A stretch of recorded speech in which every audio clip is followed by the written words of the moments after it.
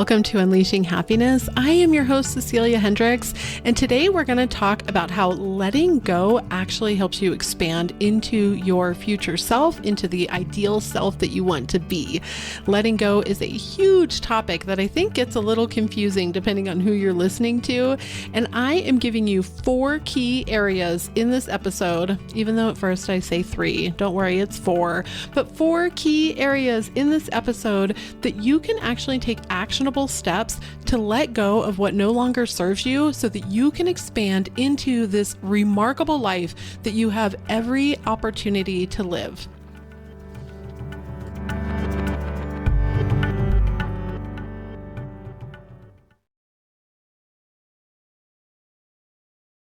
Thank you for joining me yet again. We are going to talk about how to let go. So there's a few different facets to this that I want to dive into today.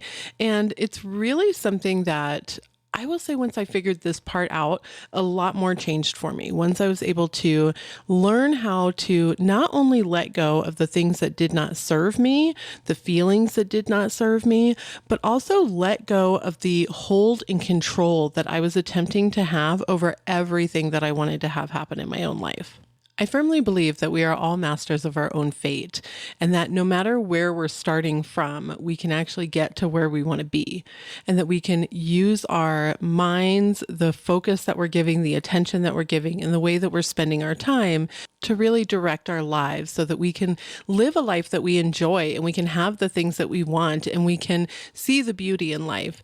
But that also comes with making sure that you are not holding so tight onto the control that you're never letting go. Really, that you're never allowing the possibility of so many wonderful things to come into your life because you're holding on to very old thought patterns, very old feelings, and very old desires to control. And I say very old because if you're starting from this point, then it's definitely part of the old. And we're looking to shift into something new, to open our minds to the possibilities of everything that's available around us so that we can actually live the way that we want to live. And that'll definitely shift from person to person. The way that I want to spend my day may not be anything of excitement or enjoyment to somebody else. So this is why we really start with knowing exactly what it is that you want. Once you're able to identify what it is that you want in life, then you can start working on the things that maybe you need to let go of. And that's going to include, like we talked about before, letting go of the desire to control, letting go of the habits and routines that you have that are in opposition of the life that you want to actually lead, letting go of old feelings, resentment, anger, things that you're holding on to that are really preventing you from moving forward. And remember, I always say that you are able to have any kind of emotion that you want to have. We're human. We're here to feel emotions. We're always going to feel emotions. And it's not to say that anger is a bad emotion. It can actually help you in many different ways. It can protect you from getting yourself into a situation maybe that you should not really be in. And so it's okay to have anger. But if you're holding on to anger to the point that it's poisoning you and you're not able to let go of that anger to allow the other things in your life, because when you're holding on to it, let's look at it this way. When you're holding on to anger and resentment from something that happened to you, and you're not able to let go of it, what happens is that you are essentially poisoning yourself against anything else good coming into your life. Because when you hold on to that, you are so focused on whatever it was that happened that created that anger that you're not moving forward. You're not focusing on the wonderful things or the good things or even anything else that can come into your life. So it's learning how to process and let go of the feelings that are really keeping you stuck. So I want to break this episode down into a couple of parts. The first part is going to be talking about letting go of the desire to control how things come into your life and learning how to essentially make an intention and kind of let that go, and the processes that you can do during the day to really release that and let that go. And it ties very much into what I was talking about on Monday. If you listen to my last episode, I'll link it down below, where I read from Richard Dott's book, The 955 Code, and he talks a lot about that. That whole book essentially is about how you spend 95% of your day and the way that you can either spend it in opposition of the life that you want, or you can spend it in alignment with the life that you want. So we'll talk about that first, how you let go of this desire to control. Essentially, you're going to make an intention and then you're going to release it, and you're going to add things into your day that allow you to enjoy the day instead of being in opposition of whatever intention you just made. Then we're going to go into the second part, which definitely builds off of this first. So we're going to look at the ways that you can release control, how you can add things to your day to like set your intention and move on and let it go. And then we're going to talk about the thoughts and feelings that you're holding on to. How do you release the ones that are not serving you? How do you move on past those? And you'll do this without creating a mental battlefield. This is really leaning into your own emotional intelligence and emotional regulation so that you can start to shift your thoughts and just think about something else, or just have a different conversation with yourself and really learn how to catch yourself and redirect your thoughts. And I want to assure you, I have to redirect my thoughts and watch my thoughts all day, but it has not become an obsession. It's not something that has taken over my life. And I want to make sure people aren't doing that, because I've heard that before where people say, well, I'm trying to watch my thoughts, but then it becomes all encompassing and it's like all I can do. And that's not really the point. It wants to be a relaxing, like, hey, is this something that I want to continue? So I hope that the tips and tricks that I'm giving you today, especially, allow you to do it without making it a chore, because it shouldn't be a chore. This should actually be something kind of fun. Like, you're able to see this as a game if you want to. It's kind of how I see it. It's like the game of life, essentially. And you can play it by redirecting your thoughts. And it doesn't have to be something crazy or frustrating or a mental battlefield. It can actually be a very simple process. Then we're going to talk about the habits that you're keeping and the way that you are spending your day, the routines, and taking a look at those and making some changes within your own daily routines that are in opposition of this type of life that you want to lead, and how you can choose one thing per day that's aligned with the life that you want, with this external event or whatever it is that you're seeking. You can pick one thing per day and say, I'm going to do this one thing, and this says that I'm living that life. And you can start there, because if you recall, I did an episode a couple weeks ago that was called Becoming 1% Better. And essentially what we want to do is pay attention to the way that you're spending your day so that each day you can get 1% better.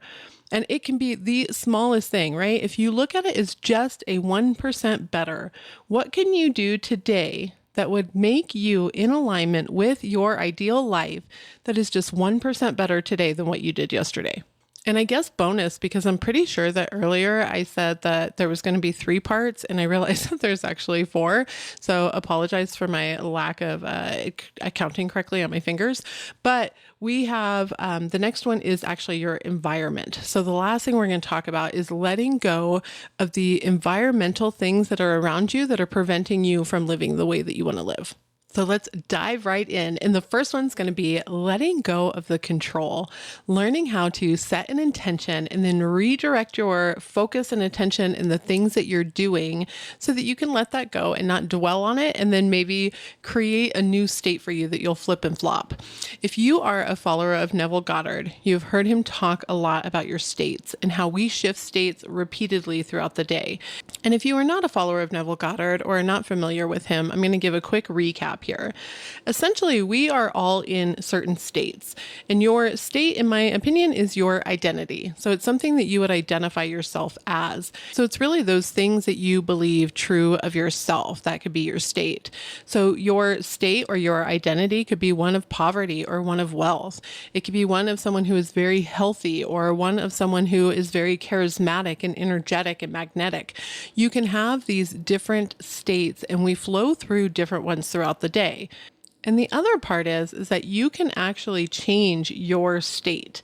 So by using a focused technique, I guess you could say, you can actually shift your own state, the identity that you're dwelling in, the way that you're feeling.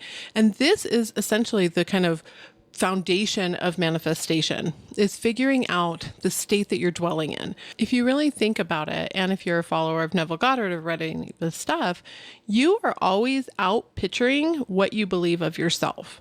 So there's nothing that I am going to truly project onto the world that I do not believe true of myself. So that is kind of the key point here, is that it's all your identity. And part of what I teach, or that I have learned, is that you can shift your own identity. You can change into something new. You can build on top of the person that you are into this person that you want to be. And the most beautiful part of it is that it can happen so seamlessly. So quick side note, I was going to go edit that out, but it makes me laugh every time that I rehear myself trying to say seamlessly. And apparently I have now learned that part of my identity is that I need to say that word really slow and enunciate it, or I can't pronounce it correctly. So I'm actually going to leave that one in.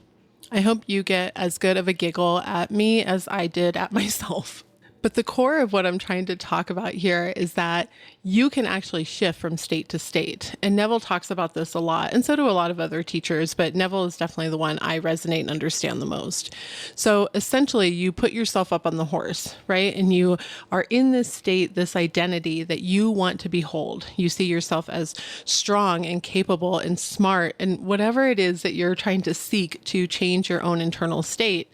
But then if you start to conflict that, or you start to oppose that with your behaviors, the habits, and that includes your thought processes, your feelings, your internal conversations, you can fall right back off that horse. And so you can shift back and forth, and you can get right back on, right? Like, that's the beauty of this, is that essentially the really good news, I just saw this on Instagram and shared it on my story yesterday, but the really great news is that you can actually pay attention and turn your focus to the areas that you want to have, to the things that you want to have in life, and see those shifts in your own life. Like, see that actually come reflected to you. So where attention goes, reality flows, right? But then the bad news is that where attention goes, reality flows. Meaning that if you are constantly paying attention to all the things that you do not have, or what's not going well, or the frustrations in your life, those build. Those continue to build on top of each other. And there's definitely some people who can use frustration, annoyance, those kind of feelings to generate a desire to change that is strong enough to actually see the change. That's why I'm always encouraging that, one, you don't label your emotions as negative. But two, that you also figure out what works for you, that you lean into the things that help you make the changes in your life. Because although states can shift back and forth, you have to figure out how to get to the state that you want to be. And some people use drive and grit, and some people use gratitude and feelings of everything is wonderful. And some people use feelings of frustration and wanting to kind of prove themselves.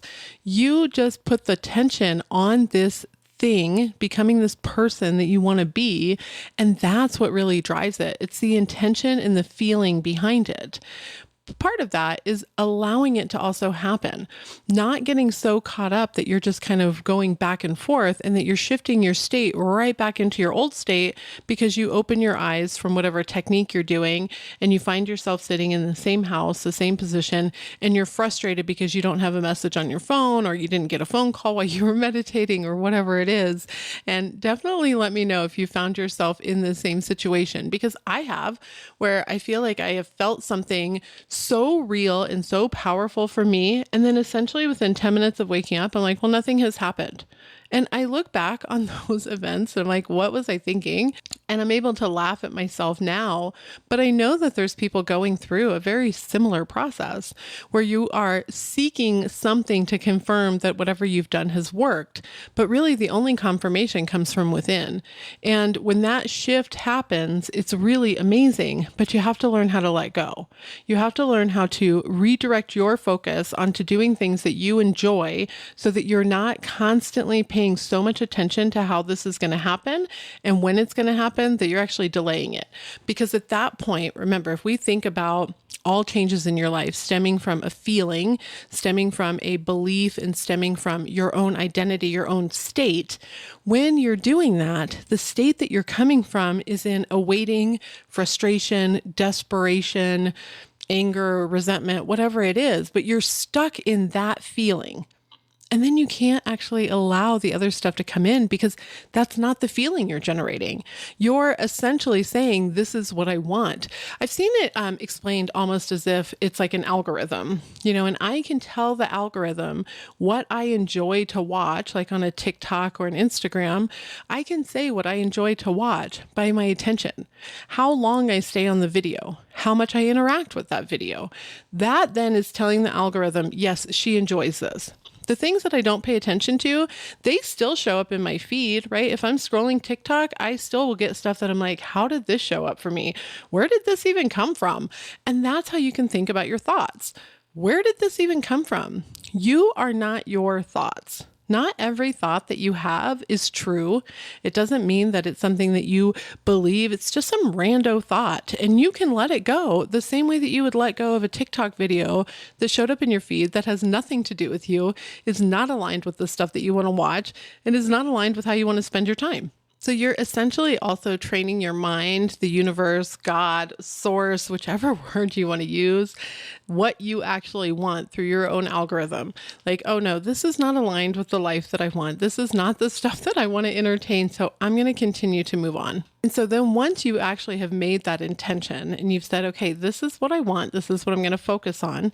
And if you do some sort of technique to get there, whether that's your scripting, you do some affirmations, you do a visualization technique, meditation, when you come out of that technique, which is only going to be a minor part of your day, when you come out of that technique, if you just start focusing on how it's not there or the frustrations or how you need it to get there quickly, you're going to shift back. And I can say that it's been very true for me that the more that I pay attention to this and how I feel internally, I can actually feel a little bit more of these shifts, especially when I'm consciously and intentionally paying attention to something. I can feel when I'm going like back and forth and what energy I'm putting out.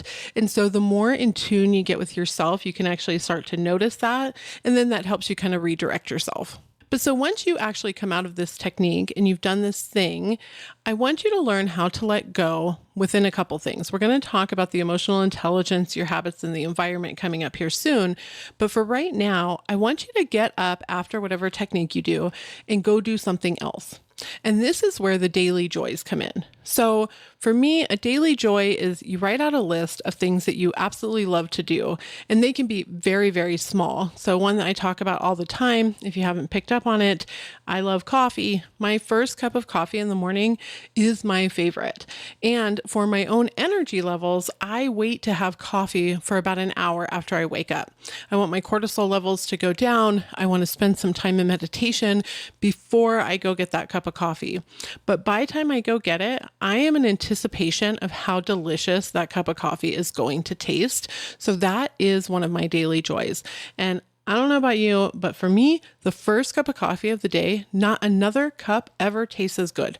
That one is the prime, beautiful cup of coffee that I cannot wait to have. And that first drink of that is something that I really enjoy. I'm very grateful for that moment.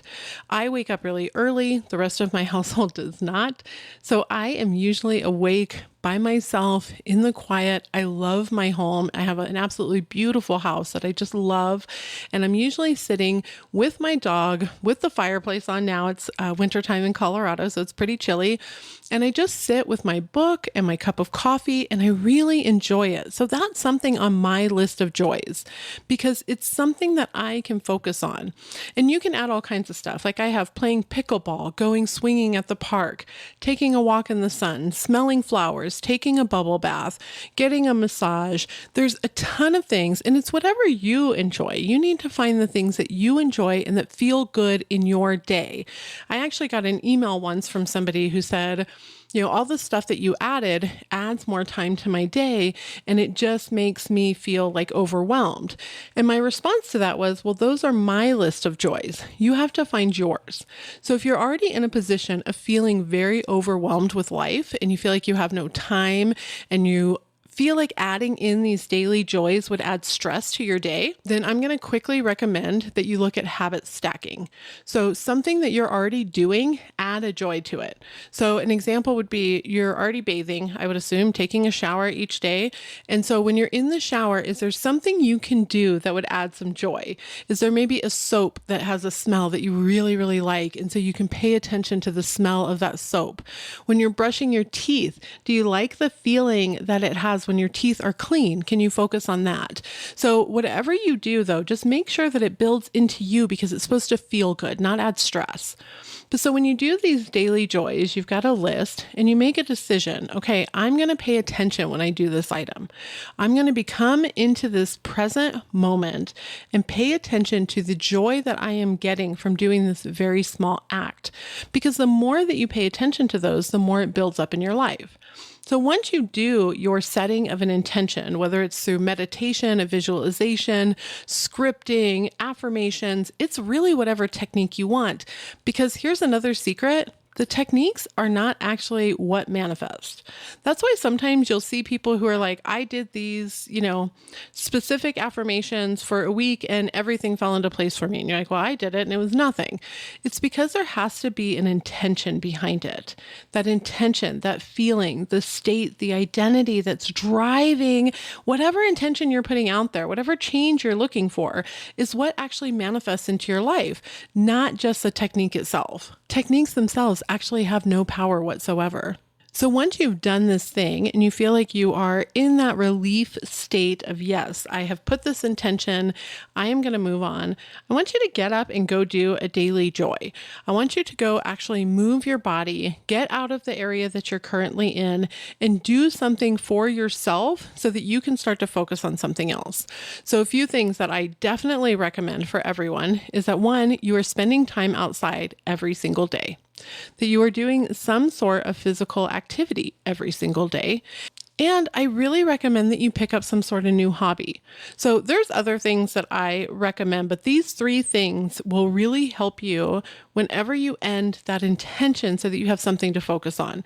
You either have a hobby, you can go do a physical activity to move your body, or get outside. So it's either sitting in the sun, taking a walk, whatever it is, but get yourself up and actually moving away from the position that you are currently in.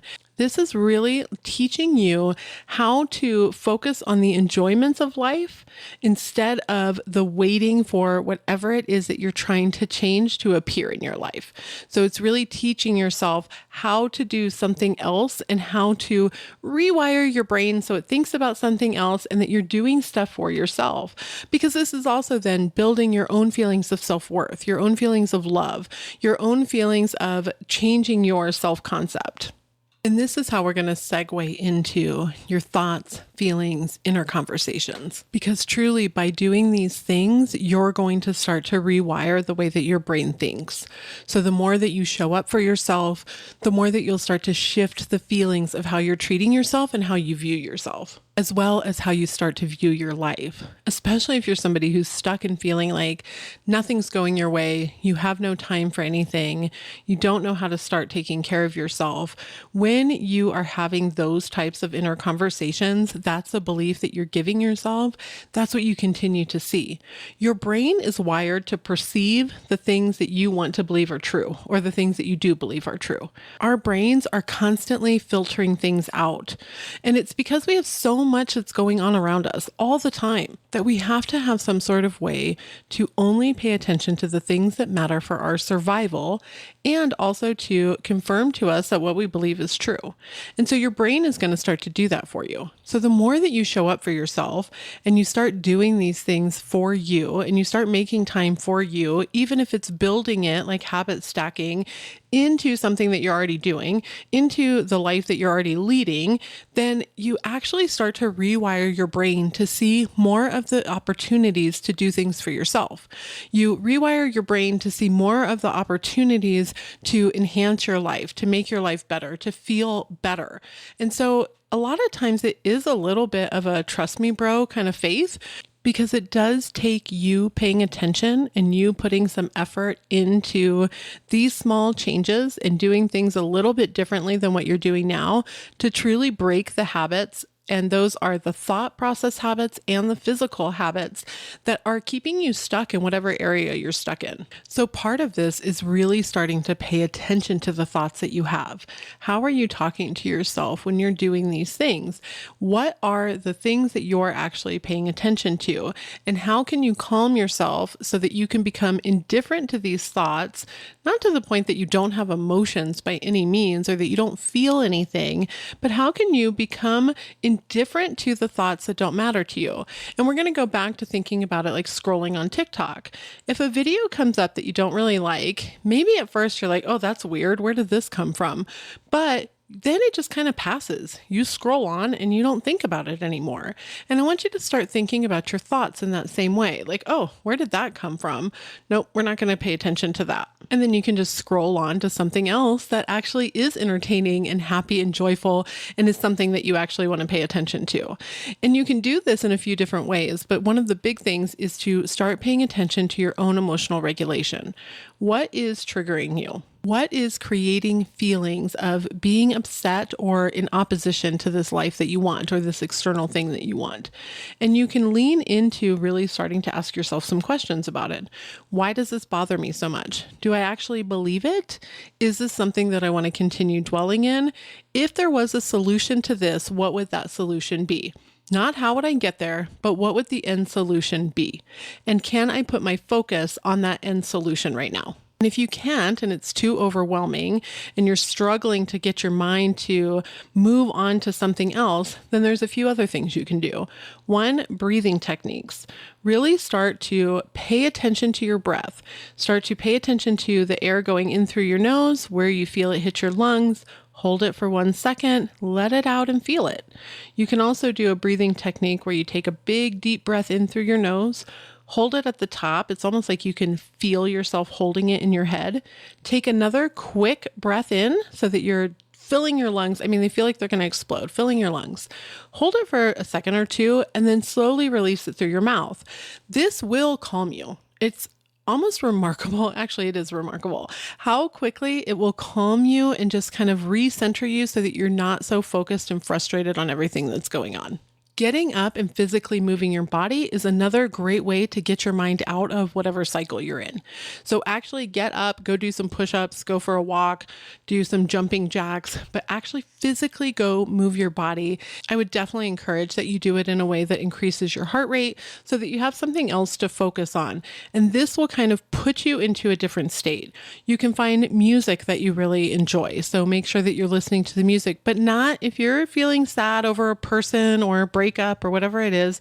Don't turn to sad music, right? Find music that uplifts you, that makes you feel good, that makes you feel empowered, and play that for yourself so that you can focus on something else. Go journal out your feelings is another great one. Go actually list how you're feeling in the way that you want to feel instead. And again, it comes to paying attention to the actual solutions instead of all the problems. So earlier, I was also mentioning your inner conversations, the way that you're talking to and about yourself, or even with others within your own mind. I don't know if you're anything like me, but I can say that I have inner arguments in my head, and I have to really focus on this each and every day, where I'm like having an argument about something that hasn't even happened. Or if it has happened, I'm like replaying it over and over, but replaying it to build back up those frustrations and add more to it.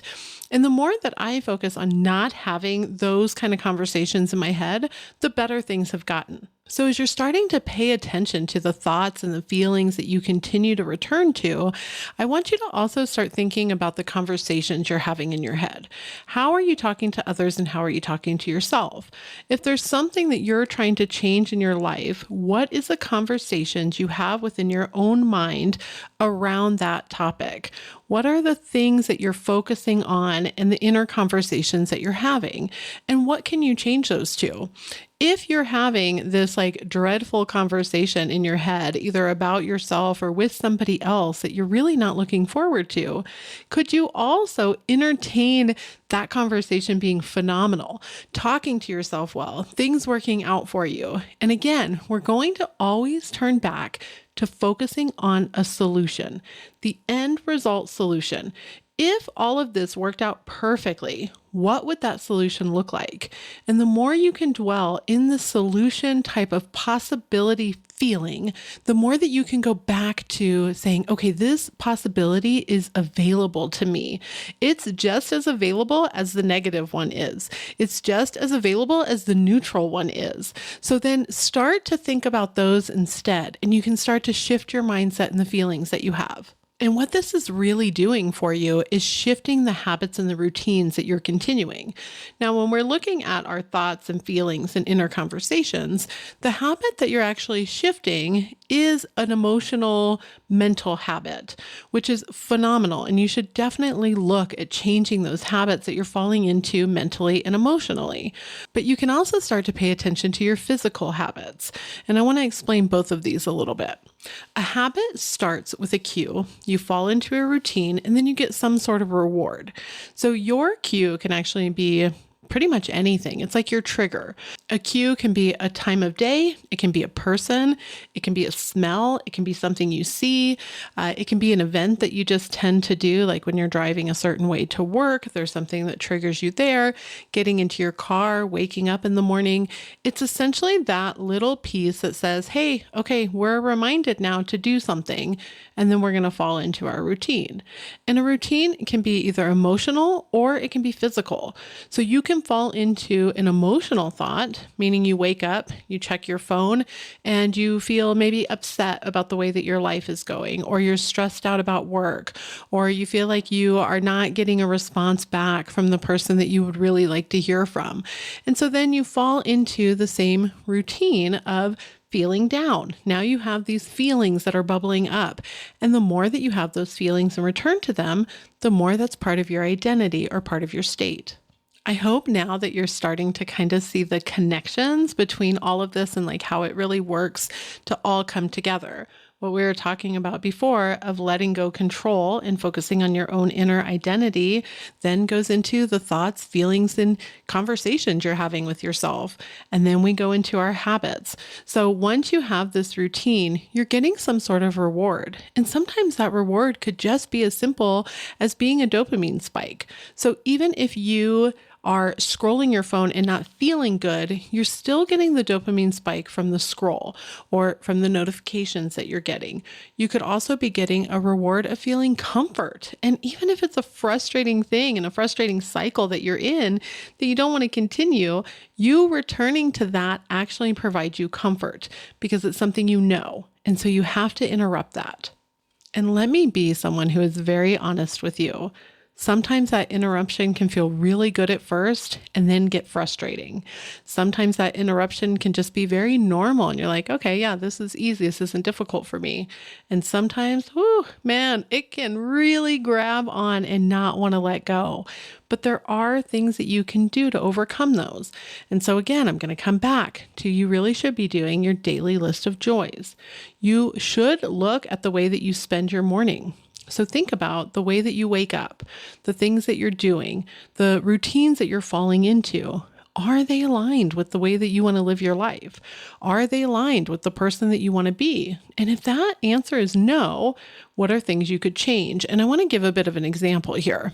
So if I'm thinking about my ideal life, I question myself, okay, if I was living everything externally that I wanted to, how would I feel internally when I woke up? Well, if I want to be my healthiest self, then I would feel energized when I woke up. I would feel like I have a purpose when I woke up, and I would feel like I had something that I needed to go do when I woke up. And so what I would not do is lay in bed and scroll my phone for an hour. Now, I want to point out again, I talked earlier about how your daily joys need to be something for you. So does this.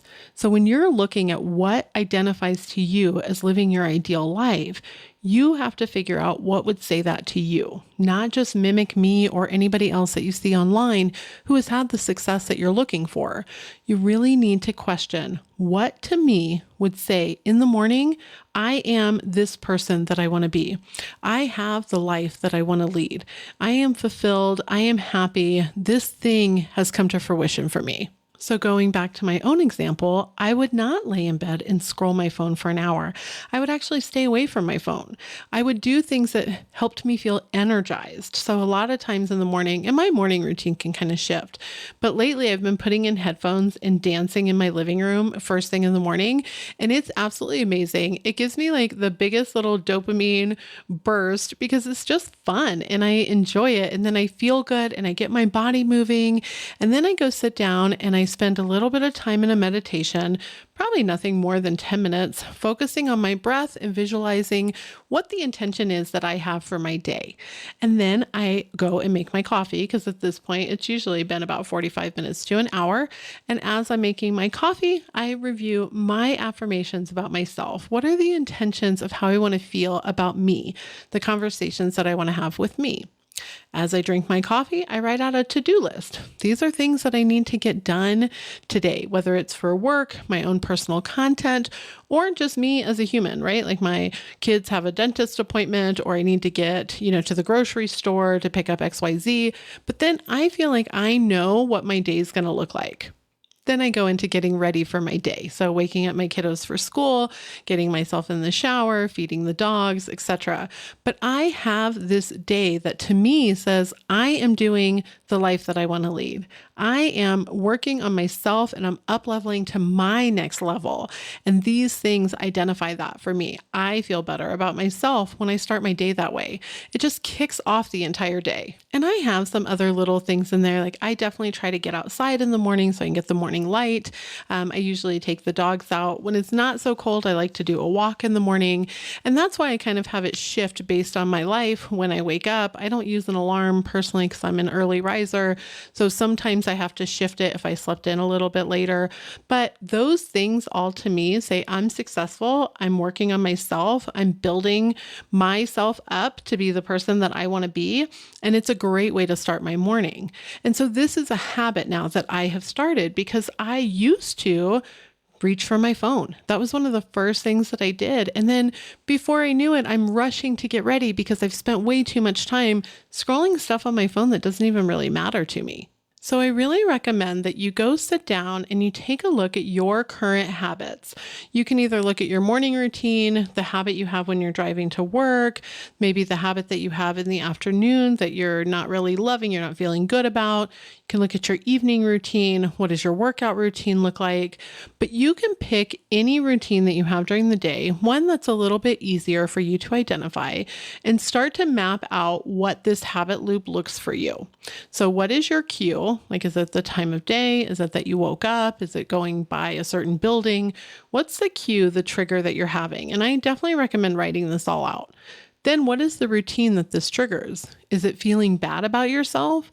Is it missing someone? Is it feeling lonely? Is it a physical thing that you're going into that you don't want to do anymore, like scrolling your phone, putting off your workout, maybe sending a text message to someone that you kind of know you should probably not be sending that text to? But what is the routine that you're falling into? And then try to identify, what do you think the reward is that you're getting? What are you getting out of that? And you can just guess if you don't know. Like, is it a chemical release? Is it the feeling of comfort? Is it dopamine from scrolling your phone? But what do you think that reward is? And so then you can start to look at the routine and what can you add to the routine that would be more in alignment to the person that you want to be. So you have your cue, you've identified that. Let's say it's 3:00 in the afternoon. You want to scroll your ex's Instagram. All right. So now you need to add something else to that routine. So maybe at 2:55, instead, you go and put your phone away and you go for a walk. And so you get yourself far away from the house and you interrupt this routine. You're adding something to it. Or let's say in the morning that you wake up and the first thing you do is you grab your phone. So now you're going to add an interruption to that routine and you're going to go put your phone somewhere else. Or you're going to put a sticky note on it that's reminding you that you are changing your life. that you have decided that you want to power through the discomfort of change instead of holding on to the discomfort of what you currently know. Because I would imagine if you're listening, especially this far into this episode, it's probably one of the longest episodes I've ever done.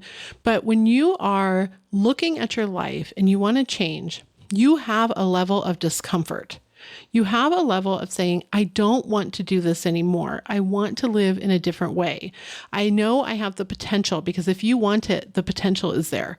I want to reiterate this and make sure you realize this. If you want a change, if you want something in your life, that potential is absolutely available to you. That possibility is available to you, or else you wouldn't even want it.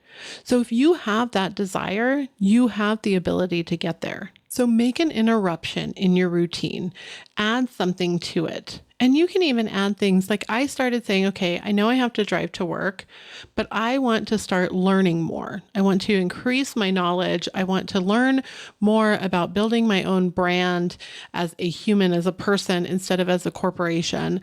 And so I wanted to start listening to podcasts. So I was like, okay, my routine is already getting in the car and driving to work. And embarrassingly as it is, I used to use that time mainly to go over like arguments and woe is me in my head. And I said, no, instead I'm going to change that routine and I'm going to start listening to podcasts that I really enjoy. I've also found audiobooks that I enjoy, but there are things that you can add to stuff that you're already doing. It's like what I mentioned earlier. If you're looking for some daily joys to increase your own gratitude, go ahead and lean into the things that you're already doing. While you're in the shower, use the special smelling soap. Pay attention to how nice it feels if you exfoliate your skin. But you can do something that's giving you these feelings of, I'm adding to this so that I can become more than I am right now. I want to uplift my life. I want to go to the next level. I want to expand myself into all of my absolute potential. And if I have that desire, that potential is there. So I just need to reach out and grab it and start saying that I can handle the discomfort of change. And I want to experience the discomfort of change more than I want to continue to experience the discomfort of where I'm stuck now. And this is going to tie into the last piece that I said we would talk about, which is your environment. Letting go also means letting go of the environment in the situation that you're in that is no longer serving you. And by serving you, I mean it is not in alignment with who you want to be. And this can be relationships. It can be a job that you have. It can be the way that your bedroom is currently set up. It could be the city that you're living in. And some of these are going to be bigger than others. But you need to make a change to your own environment. So I want you to take a look around, and especially the bedroom. I think your bedroom should be your sanctuary. It should be somewhere that feels clean and refreshing so that you wake up feeling good and you go to bed feeling good. That when you walk in there, you're not like, oh my gosh, I've got a pile of dirty laundry. I've got a pile of what used to be clean laundry. I haven't vacuumed in 2 weeks and I've got dust all over my dresser and also a huge pile of mail sitting there. So I want you to take a look and see what areas of your environment you could change. Is your car messy? Do you need to get that cleaned out? Is there things like within your bedroom that you could refresh and add some fresh flowers and make sure that you're making your bed? And all of these things sound so silly and so small at first, but they really can make a big difference in just how you feel overall. Like one of the environmental changes that I made was adding fresh eucalyptus to my shower. It just makes me feel good. It makes me feel like I am bougie. It makes me feel like I am taking care of myself. And it's just something I really enjoy. The smell is nice. I like having it for my shower. And so that's something that I made a change in my own environment. I also started keeping my nightstand cleaner, and I have to work on this like every single week. I actually use the habit tracker, and keeping that thing cleaned is on my weekly list of habit tracking because it's really easy for me to start letting stuff pile up there. But I know that then when I wake up or when I'm going to bed and it's this pile, I just don't feel great about it. That's something for me that I don't enjoy. So I make sure to clean that area and to keep it looking nice so that I have everything that I need right there on my nightstand, right beside me. And I feel good when I wake up and I feel good when I go to bed. And of course, one of the harder ones is the relationships that you have and the relationships that you're maintaining. And relationships can definitely grow with you, but sometimes they don't. And sometimes you're growing past them, but your desire to hold on to old relationships is actually what's keeping you stuck. I have friends that I have outgrown. That is, I have changed. We just have not kept up together. And it's just that we just don't really align in our beliefs, our thoughts, kind of the way that we want to live our lives. And it's nothing against them. I still wish them nothing but the best. And of course, we're still friends. We're just not as close as we were before. The relationship has evolved as we both have evolved into the people that we're becoming and the people that we are currently. And this was a very difficult thing for me to accept because I wanted to change, but I wanted my relationships to remain the same. And I had to really grow into allowing myself to let go of what it was and see what it would become. Because a lot of my friendships also shifted with me and we have grown together and we still have the connection. And a lot of my relationships have done this, not just friendships, but there are still others that I'm like, we just are not aligned in the same way that we were before. And again, it doesn't mean that I wish anything negative on them or that we don't grab coffee or grab a dinner here and there, but it's just not the same relationship. I've allowed that relationship to evolve while I'm also evolving. And that is part of letting go. Because at this point, we're talking about letting go of your habits. We're talking about letting go of the connections that you want to hold so badly onto so that you can evolve. And it can be really scary to let go, but letting go does not mean severing. It just means releasing and allowing. And so when you start to make these changes, you really do start opening yourself up to allowing so much more to come into your life. And I will say too, the more that I've done this, the more that it just naturally evolves. And I don't feel like I'm consciously making a decision. I can consciously make a decision that I'm going to make a change in my immediate physical environment, right? I'm going to clean my room. I'm going to clean the kitchen. I'm going to clean out my car. I'm going to make sure that this stuff is better organized and that I feel good about it. That is a conscious choice that I'm going to do this. The majority of my friendships just naturally happened, but I allowed it to happen. I didn't fight to hold on to it. I will always be their friend. I will always be there for them. I will never wish anything bad on them because they are absolutely beautiful people. We just don't have the same relationship anymore. And I allowed that to happen. I didn't consciously cut them out, although there could still be relationships in your life that you need to consciously let go of. So a lot of times we see this in this type of community with a specific person. Somebody has an ex that they are determined to manifest back into their lives, but they do not allow any enjoyment, self-love, self-worth, or a better concept of self to even enter into their life because of the desperation they feel towards this specific person. And that is a shift that has to happen within you. If you have somebody in your life that is treating you terribly and you don't like the way that you're being treated, it is okay to let go of that relationship. It is okay to say, I'm not going to use these law of attraction, law of assumption tools to try to change you. Instead, I'm going to focus on me. And that is such a huge key part of this.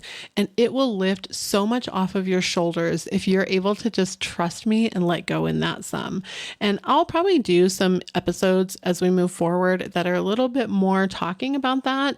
If you're interested in that type of topic, like around a specific person, if you're listening on YouTube, go ahead and leave me a note down below. If you're listening through the podcast, you can definitely send me an email. It's unleashinghappiness@ceciliahendricks.com. I feel like I've given a ton of information in this episode. Like I said, it is definitely the longest episode I think I've done ever, if not in a really long time. But I hope that you find the information as helpful as I have in my own journey. Again, if you have any questions, definitely reach out. If there's anything that you want me to go a little bit deeper into, I am definitely happy to.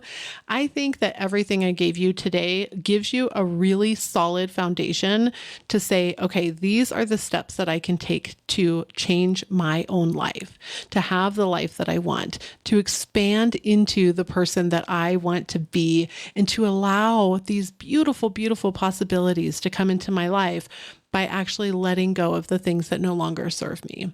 So I hope that you have an absolutely beautiful week, and I will be back on Monday.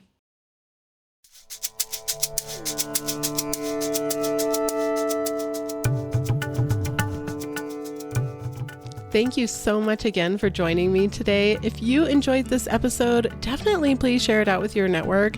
That is truly one of the best compliments that you can give me. And if you have a moment, if you could please rate and review the episode, that definitely helps me get out to more people.